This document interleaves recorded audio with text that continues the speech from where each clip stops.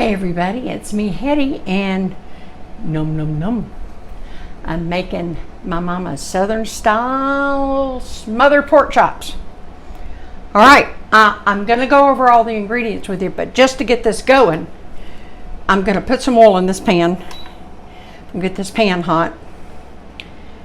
I'm just going to add almost just enough to cover the bottom of the pan. I think that's plenty. Let's roll that around a little.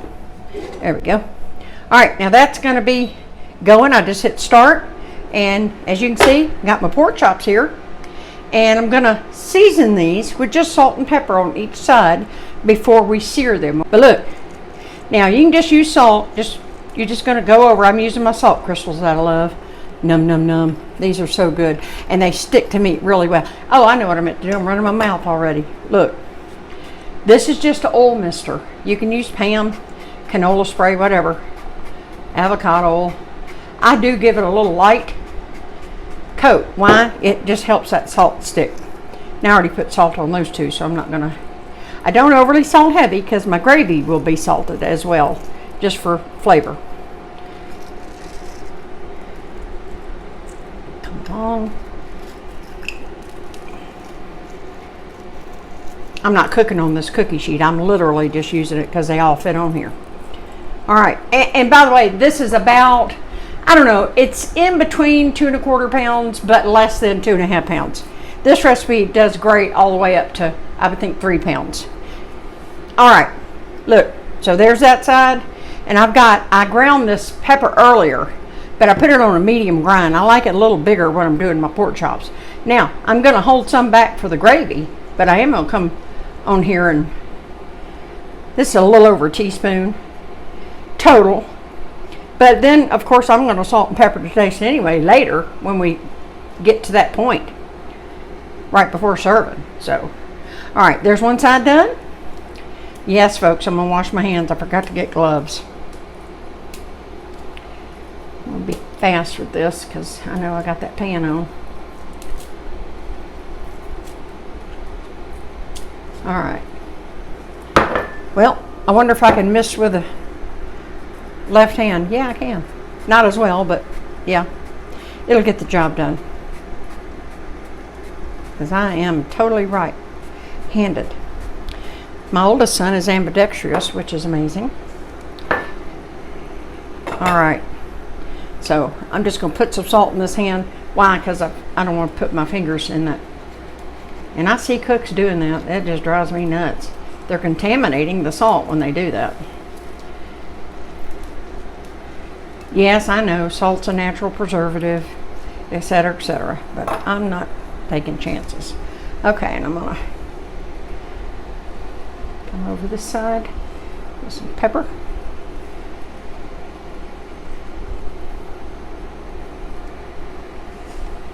Should have done a little bit more pepper. Let's see. We're going to make this work. All right. Move this out of the way. So now, of course, we're going to, I'm sure this is plenty hot. Oh yeah, perfect. Look, I can almost get these in there, but not quite. 2 of them have to go by themselves. All right, so I'm going to do this. I'm not going to be exact. I'm just going to look at the bottoms of them. It's going to be in between 1 and 2 minutes each side, I believe. Now look, you can do these in the skillet. You can do them in the oven. But I'm going to show you my easy way of how I do them in the crock pot. And don't skip this step. A lot of people, you got to sear this. See that? Look at that. That's going to be pretty on there. Okay, well when I flip these, I'll give you my time. I'll be back. I know what I'll do. I'll go over the ingredients while these are searing. Look, I got 1 1/2 medium onions. This is actually closer to 2, I'm gonna be honest. And I just, you can dice them, you can do whatever you want. I like to kind of do them like this when I'm making onion gravy. All right, I also have a medium bell pepper, and I just diced it. If I would have thought about it, I would have cut them to match the onions, but that won't matter. I also have 2 cups of beef broth, just beef broth. I have 4 medium cloves of garlic that I'll add after we saute the onions and peppers and everything. Before we go to the crock pot, I'll add these in. These are fresh. And yes, y'all know I love my roasted garlic. Oven roasted garlic is so easy once you do it. But guess what? I'm out. So I'll put a link up there.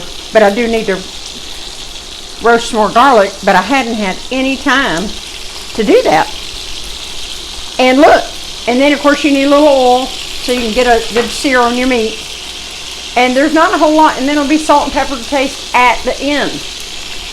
After it's in the crock pot and it's been on, and then before you're gonna serve.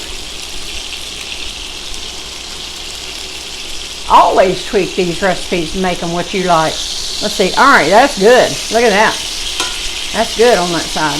Okay. Do this with, send it out a little better.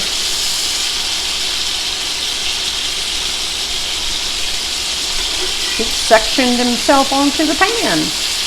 Oh yeah, nice.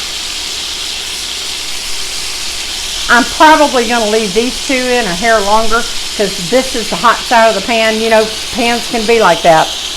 And I called myself having it centered, but it doesn't seem to be. So I'm just going to roll this. And I got to do those last two anyway, so. All right, not going to make you suffer. That's all the ingredients you need to make some of the best smothered pork chops you ever ate. I can tell you that. I'll bring you back when these are actually ready to be taken up. I did want to mention, I am using boneless pork chops. These are the ones that look the best. If you want to use bone-in, that's fine. I'm happy with these.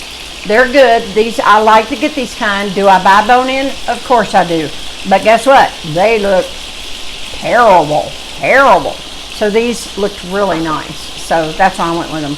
Oh, and this poor old beat up pork. I grew up with it. My mama got married to my daddy in 1953. Just like I've told y'all about my spoons and stuff. This is my favorite fork to use when I'm doing this, because this is what mama used all my life. All right, you're not quite ready. I'll bring you back when it's time. I also meant to mention I do have a little bit of butter. I might not use both of these, one for sure. And I do have, oh, this is about a cup of flour, but don't go by exact measurements. You'll see why in a minute. Okay, just wanted to mention that. I wanted to say, if y'all don't mind, I would most certainly appreciate you so sincerely. I mean this. If you would hit like, comment. If you think you're going to make this or something, let me know. And also, if you subscribe, y'all have no idea how much it helps the channel. And I'm sure I've got a video for so many of y'all. In the previous video, or a couple of videos ago, I believe, I explained how to search just my videos. If you click on that video tab on my channel page, you can just scroll through them if you want to. I've also got playlists.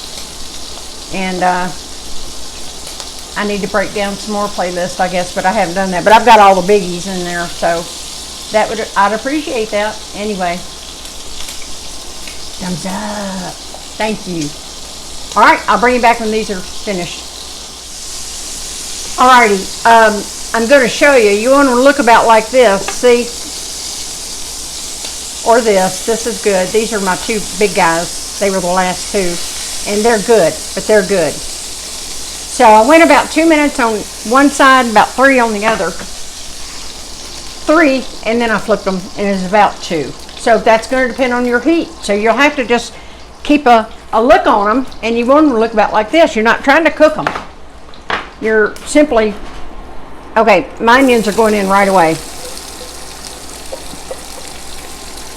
And don't you worry about that stuff on the bottom of that pan. Remember what I've told y'all about that? This called the fawn down here, see? Looks like it's burnt mess, but it's not. It's flavor. I've been telling y'all that for years. Now I turned my heat down just a little bit. We are going to saute these off for a good bit.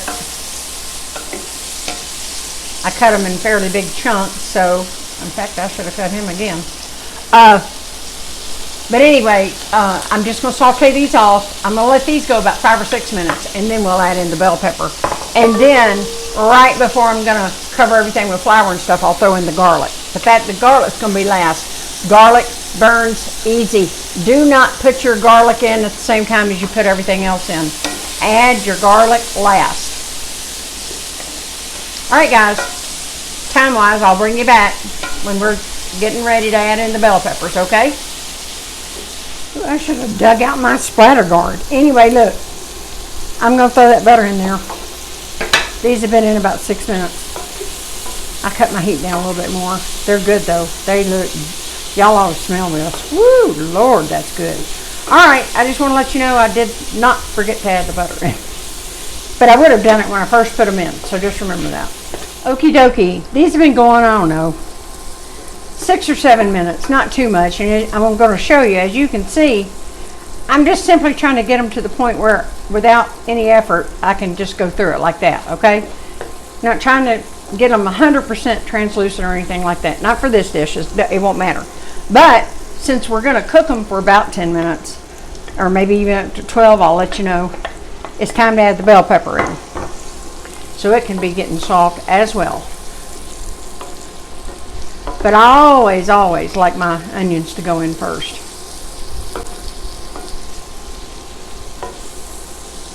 Now you don't have to add that butter, by the way. That just adds flavor to the gravy. You're going to see what we're going to do next. Okay, I'm going to go, I don't know, like I said, in between 10 and 12 minutes. I'll bring you back when I'm going to put in the garlic. Okie dokie. It's been 11 or 12 minutes total. And as you can see, these are just looking, they couldn't be looking any more perfect. Now look, y'all know I always like to show y'all. Y'all see all that. Looks like a burnt mess on the bottom. But I'm going to show you later, after we're making the gravy and everything, that'll come right up. That is not burnt mess. That's a lot of flavor. So if you don't utilize that, you're missing out on another layer of flavor. All right, but it is time. I'm going to put in the garlic now. We're just going to go about a minute now on this. Ooh, it all smells good. Ooh, I wish I could smell this.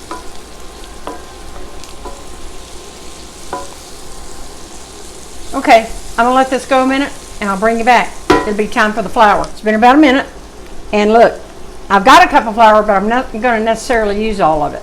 A lot of people flour the pork chops. I don't find a need. If you get a good sear on there, you can if you want to.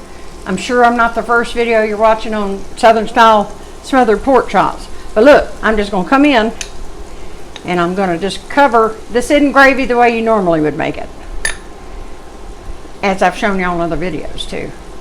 And I'm just giving this is probably about a half a cup I've added in. And now, of course, just like when you're making gravy, we're going to cook this off for a few minutes. I just give a little good dusting on here. Like I said, approximately half a cup. Don't quote me on that. And then now, of course, we're just, as you would, cooking off the raw flour taste, okay? And as you can see, that flour absorbed up all that loose oil from the meat and my canola oil I used. And no, wait, that was sunflower I think I used today. Okay, when it's been 2 or 3 minutes, I'll bring you back, and then it'll be time to add in. I've got 2 cups of beef broth here. If you don't have beef broth, you can use chicken. But I'm telling you, do it once. Use beef, and you won't want to use chicken. Okay, be my witness. You see that? It's been about, I don't know, in between 3 and 4 minutes, not exact. And I do add cream or half and half after I'm getting this going. But next, it's time for the beef broth.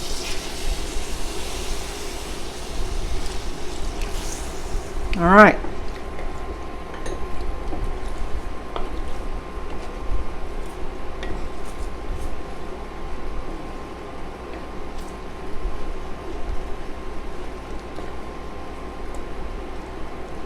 Okay, I'm gonna simmer this just a minute till it starts thickening up, and I need to go get the cream anyway. So I'll bring you back when it's time to add the cream in. And I'll give you my time. Alrighty, it's been 2 or 3 minutes. I'm gonna show you. See this? Came up, there's a little bit that is down there, and that's because I already knew it's time for me to reseason the skillet, okay? So that's my bad. It's not the gravy's fault. So 95% of it came up. All right. So there's that, and I have a cup of 1/2 And once in a blue moon, after I get it in the crock pot and everything, I might come in later after about 1.5 hours, 2 hours. I might add a smidgen more, but I don't always have to. All right, so I'm going to just cook this for about a minute, and then I'll switch some stuff around on the set because the meats, I'm going to go ahead and put it in the crock pot. And look, you see that? That's flavor. Put that in the crock pot. Do not pour that off or wipe it up. That is all concentrated flavor. Okay, I'm going to finish this up. I'll show you right before, then I'll switch around, and then our work is going to be done after that. All right, I'll see you in a minute. Gravy done. Fire going off. All right, gravy's done. So now I'm going to switch around, bring the crock pot over. And I did want to make mention, you taste your gravy, but don't add any additional salt or pepper yet. Remember, we salt and peppered both sides of the pork chops. So let them all meld together first. And then before you serve, give it a final taste, just, for the salt and pepper. And a lot of times you don't need to add anything, okay? All right, I'm switching around now. See you in a minute. I went ahead and put the meat in there, and I poured that little bit of juice that was in there that was on the cookie sheet. And that's hard for me to do on camera. Oh, that's heavy. So I'm gonna be right back. I'm just simply pour this over here, but I need 2 hands, and I don't have a mishap on camera, so I'll be right back. That's it, guys. You put this on high for about 3 hours, or if you've got other things to do, you can put it on low for 4.5, 5 hours, and this will be so tender. Now, although I didn't go into finishing it in the skillet or having the doing it in the oven, which you can do in an oven safe dish with a lid, like a casserole dish or something, but this is by far my favorite method. So I wanted to share this with you first, but I will put it down below. And by the way, I know this crock pot is very beat up, but it's as clean as a whistle. So don't worry about that. I know I've got scratches on there and all that stuff. That's because it's used a lot. All right, when this is done, I'm serving it with rice tonight and green beans, and I'll dish you up a plate. Okay, I'll let you see the end result.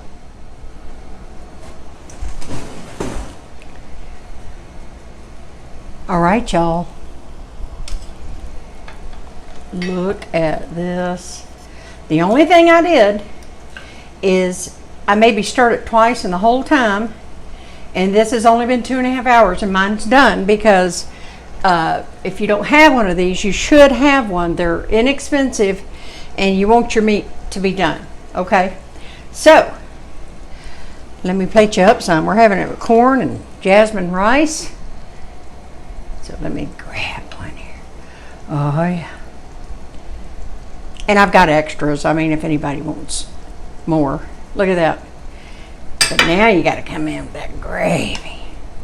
Anyway, the only other thing I did off camera besides stir it is it was really thick after about an hour, and I literally just added about 1/4 cup of water. I did not need any more salt or pepper. I did taste it. But look at that. Classic Southern style smothered pork chops. If you ever wanted the real thing, you just found it. I hope you'll enjoy this, and I hope you'll try it. If you do try it, let me know how you liked it. I'd appreciate it. I love y'all, and I'll see you next time. Bye.